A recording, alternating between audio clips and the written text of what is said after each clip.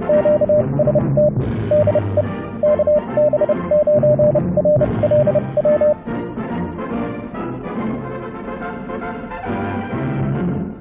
YouTubers and fellow hams. Well, it's been a busy couple of weeks, to say the least. Last week studying for the Part 107, and earlier this week I took the test, and it was a tough test. But I passed, 85%. Yay! That means that I can officially use this little guy. I'll fold it up here, sits in my shirt pocket. Amazing device to enhance my videos, and this one will be the first one. Hey, I'm going to tell you all about Senator Wash. It is one of the LTVA's long-term visitor areas here in southwestern Arizona. Now, southwestern Arizona is a very popular winter spot for travelers, for people that either full-time live in an RV or mobile home, or just like to move around like retirees might want to do to escape their winter weather wherever they live during the summer.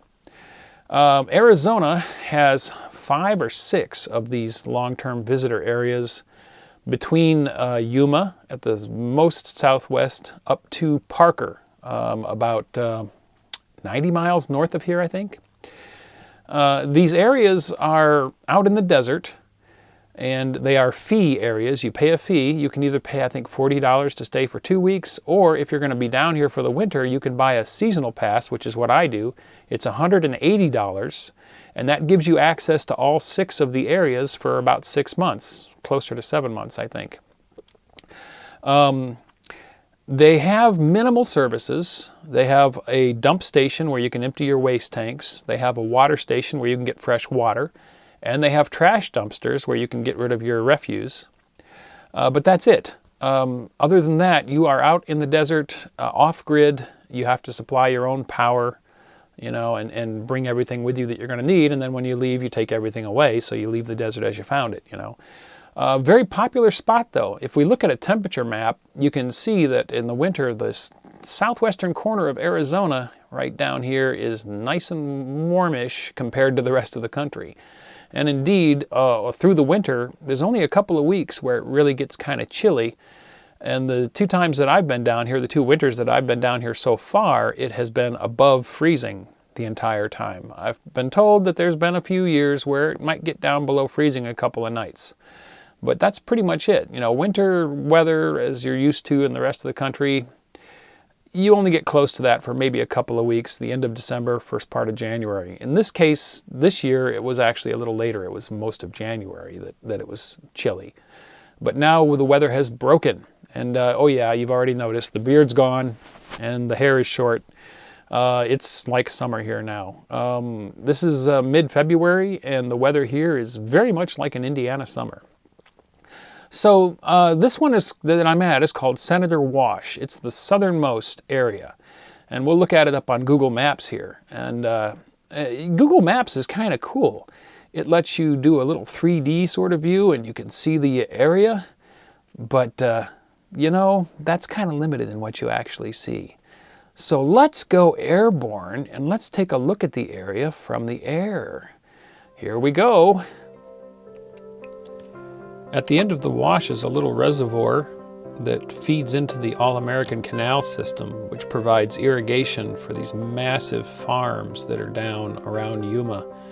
It's incidentally, by the way, where most of your lettuce and spinach come from across the U.S. It's beautiful out there. Turning back now, though, let's look at the wash heading up. And you can really see how incredibly huge and deep it is. All of those little RVs that you're seeing over on the left, most of those are at least 31 feet or over 10 meters in length, just to set the scale. This is eons and eons, hundreds of thousands of years of rainwater carving down into the desert floor. Senator Wash is really quite majestic. Just look at it.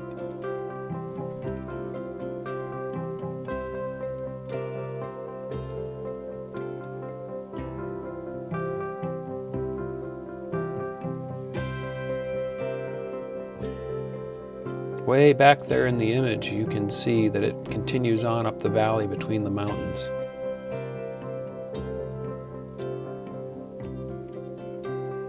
There's plenty of camping in the area too. You can park all along the wash at this side. On the other side of it, there's roads that go back up further up into the hills, and there's areas back there, and there's areas down along the reservoir where you can park if you want to camp there. I think the areas along the shore, though, are only 2-week areas. You can't stay there for many months.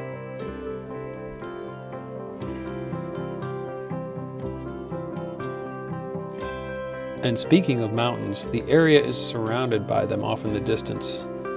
Huge mountain ranges. I mean, they're not like gigantic like the Cascades or the Rockies, but they do make for a nice background. Looking back towards the area from about a mile, you can kind of see the scale of the desert. It's just such an expansive area out here. There's so much space. Now we're off to the southwest, looking back. And again, you can just see how much space there is.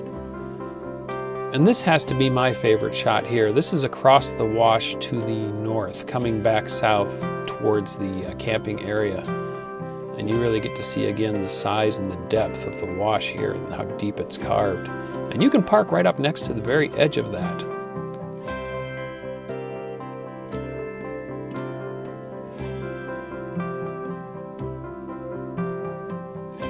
It affords you quite a view out of your window if you're parked right next to the wash.